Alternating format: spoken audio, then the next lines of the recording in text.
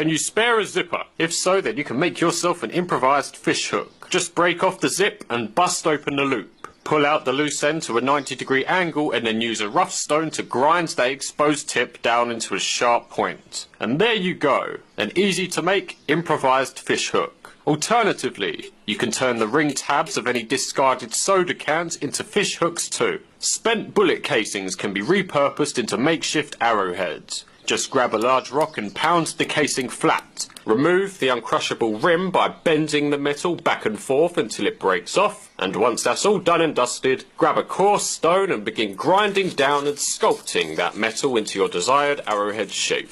And after a little bit of elbow grease, you'll have a sharp and strong metal arrowhead. If your boots are dripping wet and you need to dry them out, then you'll probably place them next to your campfire. Well, that's good, but we can do better. Gather up a few large, dry, non-porous rocks and place them on the edge of your campfire. Wait until those rocks are piping hot and then carefully place them inside your boot. This way your boots will dry out much quicker and much more thoroughly, as they're drying from both the outside and the inside. If you've left the house, then chances are you've brought along your house keys. Well, the jagged teeth of these keys can be used as a small impromptu saw to saw the small notches required for primitive traps and various other tools. If you're struggling to find tinders or natural fire starting materials, then have a look down at your socks. Cotton and wool are flammable natural materials, so if you are wearing cotton or wool socks, then you can pluck off any loose strands and fibres for a neat little flammable tinder pile. Throw a few sparks at them and those sock fibres will combust into flames. Mosquitoes and other insects are repelled by the scent of pine, so if mosquitoes are a concern, then grab a bunch of pine needles, crush them up in your hands, and then rub the oils they release onto your clothes. And that should keep the mosquitoes away. You can also burn pine needles over your fire for an ambient insect repellent for your entire camp. If you have no knife, but you're in need of a sharp cutting tool, then try looking around for flint rocks. These typically beige rocks with a shiny black interior can be cracked open and smashed together to chip off small flakes and fragments that have a razor-sharp edge. Consider replacing your ordinary bootlaces with 7-strand 550 paracord. So if you're ever in need of emergency cordage, then you can just pull out a few of those incredibly strong inner strands. Alternatively, you can just take off the whole bootlace for the strong string required for bow drill friction fires. Consider adding a small birthday candle into your survival kit. That way, if your lighter is running out of fuel, or you're down to your last match, then you can simply transfer the flame to the candle, which gives you a lot more time to work with it. Also, those party trick relighting candles work well as a windproof flame carrier. Many backpacks will have a soft foam padding, and in most cases this foam padding is flammable. So, for an emergency tinder, just cut out a few pieces of the foam and then vigorously drive your sparks into them to eventually produce fire. Try not to breathe in the fumes though, as they will be toxic.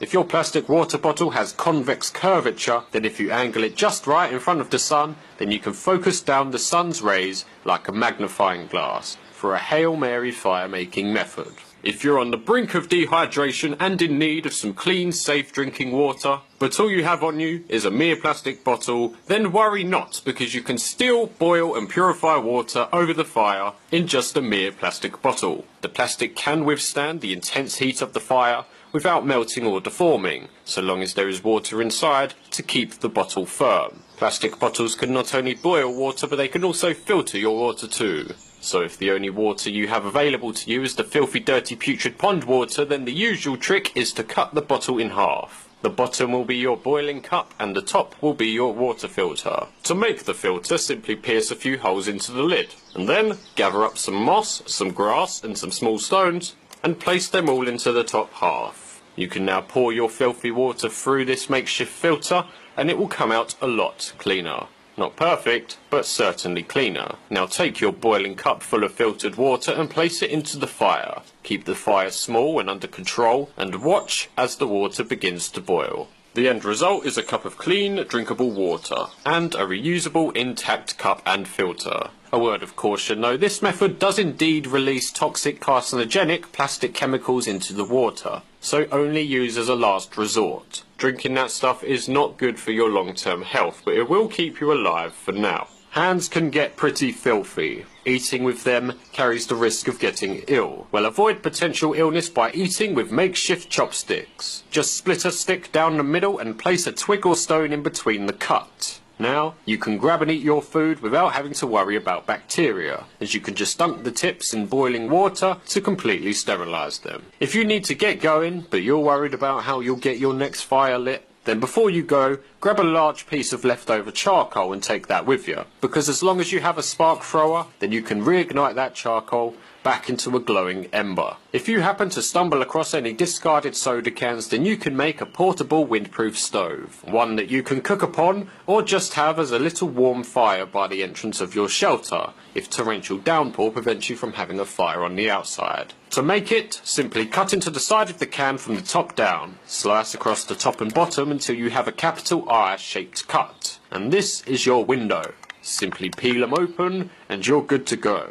Place your tinders and kindling inside the can and light it up for a portable cooking stove. Small pre-drilled ferrocerium spark throwing rods can be worked into jacket zipper pulls. With this, you'll always have an incognito fire making device on you at all times. If your cell phone has run out of battery or is no longer working, then you can take it apart to unlock a multitude of handy survival tools. Firstly, remove the screen and all of the back screen elements. Beneath a few layers you will find a pristine mirror. You can use this as a signal mirror to reflect and flash sunlight signals into the cockpits of planes or helicopters to get their attention. Dive deeper into the phone to reveal the circuit boards. With these boards you can do two things. Firstly, you can make arrowheads. Either carefully snap the board or vigorously grind them down against a rock into that desired arrowhead shape. These circuit boards are quite soft, so grinding them down isn't too much trouble. Secondly, you can create a sharp cutting tool. Use a rough stone to grind an angle into the edge, and you'll have a bootleg knife that you can use to cut cloth or shave wood.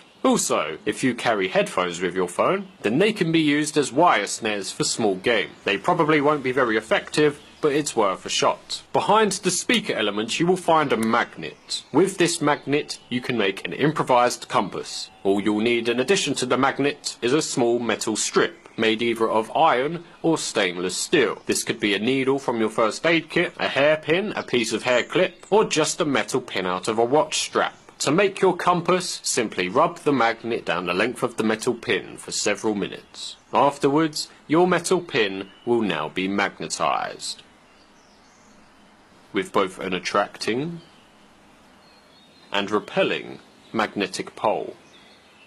Now, if this pin is given something to float upon, then it will align itself with the Earth's north and south magnetic poles, giving you a north to south directional line. This is exactly how ordinary compasses work. So grab a leaf and find a perfectly still puddle. Put your leaf onto the puddle and then delicately place your magnetized metal pin onto the leaf. It will immediately begin to rotate and eventually settle once it has aligned with the Earth's magnetic field, giving you that north to south directional line. Generally, the end of the pin that's pointing the furthest away from the sun will be north, and the end of the pin that's pointing closest towards the sun will be south. This is only true for the northern hemisphere. For the southern hemisphere, those directions are reversed. That's all for now. Thank you for watching, and peace!